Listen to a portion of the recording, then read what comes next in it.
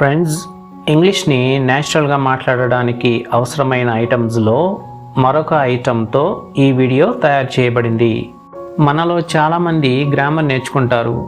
అయితే గ్రామర్ వచ్చేస్తే ఇంగ్లీష్ మాట్లాడడం వచ్చేస్తుందా? నిజానికి గ్రామర్తో పాటు వొకాబులరీ కూడా చాలా అవసరం. అందుకే ఈ వీడియోలో మనం వొకాబులరీలో భాగంగా ఒక ఐటెం నేర్చుకుందాం. ఏంటి ఆ ఐటెం అంటే సిమిలీస్. మరి సిమిలీస్ వల్ల ఉపయోగం ఏంటి అంటే, మనం ఈ సిమిలీస్ని మన డైలీ కాన్వర్జేషన్లో యూస్ చేసినట్లయితే మన ఇంగ్లీష్ చాలా న్యాచురల్గా ఉంటుంది.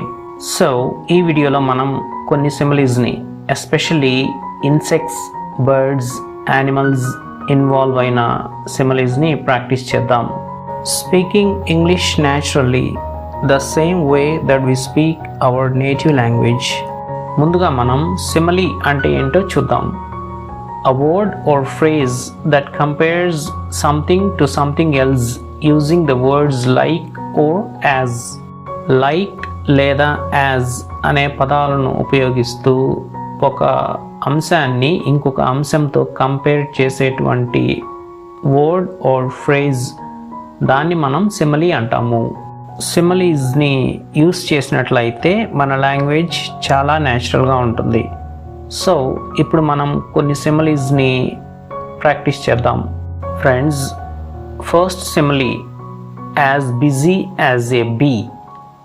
As busy as a be. ఇప్పుడు మీనింగ్ చూద్దాం. As busy as a be అంటే వెరీ బిజీ, అలాగే హార్డ్ వర్కింగ్ అని అర్థం. అంటే ఎవరైనా వ్యక్తి బాగా బిజీ అయినా, అలాగే హార్డ్ వర్కింగ్ అయినా, ఆ సందర్భంలో మనం as busy as a be అనే సిమిలీని యూజ్ చేస్తాము.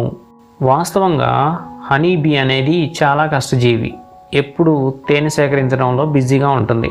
అందుకే బిజీగా ఉండే వాళ్ళని, హార్డ్ వర్కింగ్ పీపుల్ని బీతో పోల్చి ఇలా చెప్తారు, as busy as a bee. మరి as busy as a bee అనే సిమిలీని ఎలా యూస్ చేస్తామో కొన్ని ఎగ్జాంపుల్స్ చూద్దాం.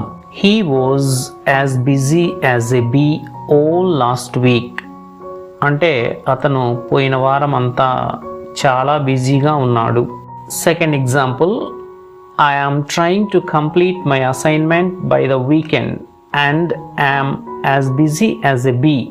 అంటే నేను ఈ వారాంతానికి నా అసైన్మెంట్ని కంప్లీట్ చేయాలి అనుకుంటున్నాను, సో అందులో నేను చాలా బిజీగా ఉన్నాను. Next example, the children are as busy as bees trying to complete their homework. అంటే పిల్లలు చాలా బిజీగా ఉన్నారు వాళ్ళ యొక్క హోంవర్క్ కంప్లీట్ చేయడంలో. ఇక్కడ యాజ్ బిజీ యాజ్ బీస్ ప్లూరల్లో యూజ్ చేయడం జరిగింది. అలాగే I should get a good night's sleep because I am going to be as busy as a bee tomorrow. అంటే నేను రేపు చాలా బిజీగా ఉండబోతున్నాను, సో బాగా నిద్రపోవాలి. One more example, it has been an overwhelming week for me, busy as a bee. Friends, మనం as busy as a bee అనే సిమిలీని busy as a bee అని కూడా చెప్పవచ్చు. అంటే బిగినింగ్లో ఉన్న యాజ్ అనే వర్డ్ లేకుండా కూడా యూజ్ చేయవచ్చు. అదే మనం ఇక్కడ ఈ ఎగ్జాంపుల్లో చూసాం కదా ఫ్రెండ్స్. ఎవరైనా ఒక వ్యక్తి హార్డ్ వర్కింగ్ లేదా వెరీ బిజీ అని చెప్పడానికి మనం ఈ సిమిలీని యూజ్ చేస్తాం. సో మనం కూడా ఈ సిమిలీస్ని ప్రాక్టీస్ చేసినట్లయితే మన లాంగ్వేజ్ చాలా న్యాచురల్గా అనిపిస్తుంది. Next one, as blind as a bat. As blind as a bat, can't see చూడలేకపోవట. అలాగే హ్యావింగ్ వెరీ బ్యాడ్ ఐసైట్, దృష్టి సరిగా లేకపోవట అనే అర్థంలో మనం as blind as a bat అనే సిమిలీని యూజ్ చేస్తాము. ఫ్రెండ్స్, గబ్బిలానికి కళ్ళు ఉండవు అంటారు కదా, సో దృష్టి సరిగా లేకపోవట అని చెప్పడానికి as blind as a bat అనే సిమిలీని యూజ్ చేస్తాము. ఇప్పుడు కొన్ని ఎగ్జాంపుల్స్ చూద్దాం. First one, I am afraid I can't read this small print. I am as blind as a bat without my glasses. అంటే గ్లాసెస్ లేకుండా నేను చదవలేను, నాకు అసలు కనిపించదు. సో ఇది చాలా స్మాల్ ప్రింట్ కాబట్టి చదవలేకపోతున్నాను. Next one, she has worn glasses for 20 years, so she's as blind as a bat now. ఆమె 20 సంవత్సరాల నుండి గ్లాసెస్ ధరిస్తూ ఉంది. సో ఇప్పుడు ఆమె almost as blind as a bat.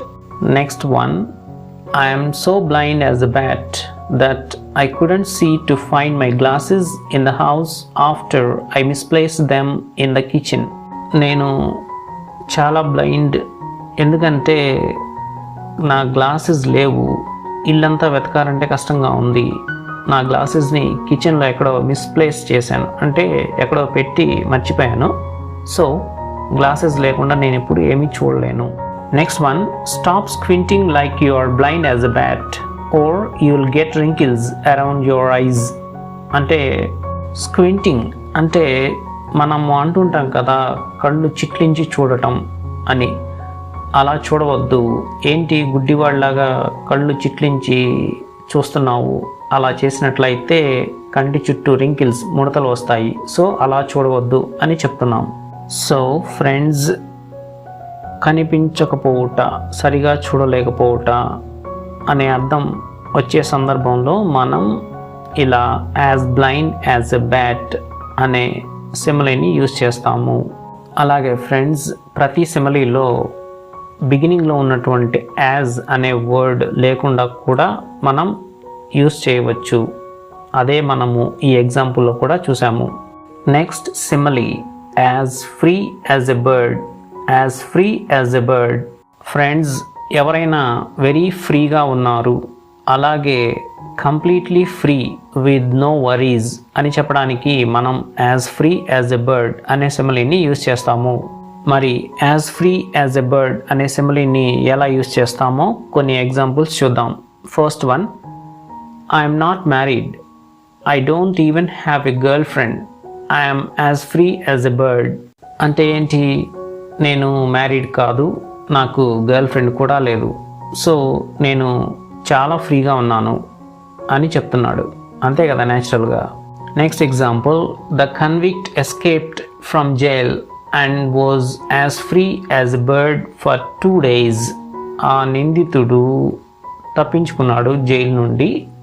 ఒక 2 రోజులు చాలా ఫ్రీగా తిరిగాడు, తర్వాత ఆటోమేటిక్గా పట్టుబడ్డాడు. Next example, what are you doing tomorrow? Nothing, I'm as free as a bird. Friends, as free as a bird ఈ సిమిలీలో బిగినింగ్లో ఉన్నటువంటి యాజ్ అనే వర్డ్ లేకుండా ఎలా యూజ్ చేస్తాం? ఎగ్జాంపుల్ చూద్దాం. Riya is always happy and free as a bird.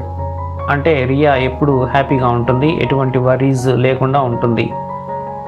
So friends, చూసాం కదా, వెరీ ఫ్రీ లేదా ఫ్రీ విత్ నో వరీస్ అనే మీనింగ్ రావడం కోసం మనం ఈ as free as a bird అనే సిమిలీని యూజ్ చేసి మన లాంగ్వేజ్ని చాలా న్యాచురల్గా ఉండేటట్లుగా చూసుకోవచ్చు. As sick as a parrot. As sick as a parrot, this is the next simile. What is the meaning of as sick as a parrot? Frustrated and very disappointed. ఇప్పుడు కొన్ని ఎగ్జాంపుల్స్ చూద్దాం. First one, I knew she had swindled me, I felt as sick as a parrot. అంటే ఆమె నన్ను మోసగించింది, అది తెలుసుకొని నేను చాలా ఫ్రస్ట్రేషన్ లేదా డిసప్పాయింట్మెంట్కి గురి అయ్యాను. Next one, my father was as sick as a parrot when he learned that he had been passed over for the promotion. అంటే మా ఫాదర్కి రావాల్సిన ప్రమోషన్ రాకుండా మా ఫాదర్ని పాస్ ఓవర్ చేసి వేరే వాళ్ళకి ప్రమోషన్ ఇచ్చినప్పుడు మా ఫాదర్ చాలా ఫ్రస్ట్రేటెడ్ ఆర్ వెరీ డిసప్పాయింటెడ్ కండిషన్లోకి వెళ్ళాడు. ఇక్కడ ఒక ఫాదర్ చెప్తున్నాడు, I'm delighted that my children have such wonderful opportunities abroad, but I must say I feel as sick as a parrot at the thought of being separated from them for so long. అంటే ఆ father చాలా హ్యాపీగా ఉన్నాడు. తన యొక్క చిల్డ్రన్కి విదేశాలలో చాలా opportunities ఉన్నాయి, అయితే ఎప్పుడైనా అతను వాళ్ళ చిల్డ్రన్ నుండి చాలా కాలంగా సెపరేట్ చేయబడ్డాడు అని ఆలోచన వచ్చినప్పుడు మాత్రం అతను చాలా బాధపడతాడు. ఇప్పుడు as sick as a parrot ఈ సిమిలీలో బిగినింగ్లో ఉన్నటువంటి యాజ్ అనే వర్డ్ లేకుండా example, he was sick as a parrot when his team lost the match.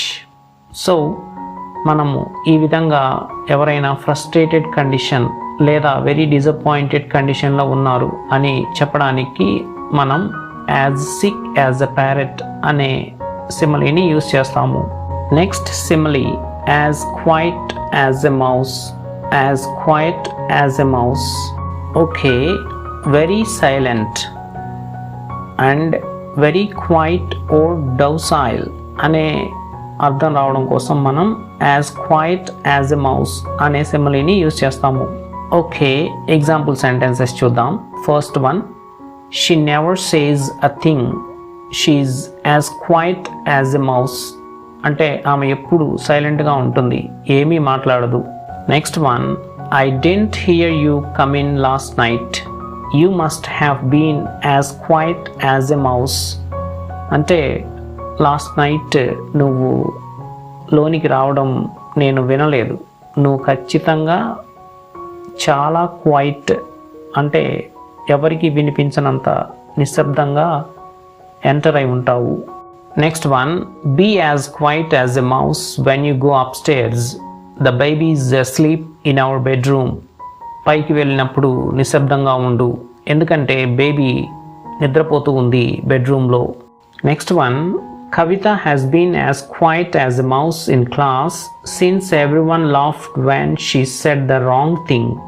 అంటే కవిత సైలెంట్గా ఉంది క్లాస్లో, ఎందుకని అంటే ఆమె ఒక విషయం తప్పు చెప్పింది, అప్పుడు అందరూ నవ్వారు. సో అప్పటి నుంచి ఆమె సైలెంట్ అయిపోయింది. ఎంత సైలెంట్ అంటే చాలా సైలెంట్.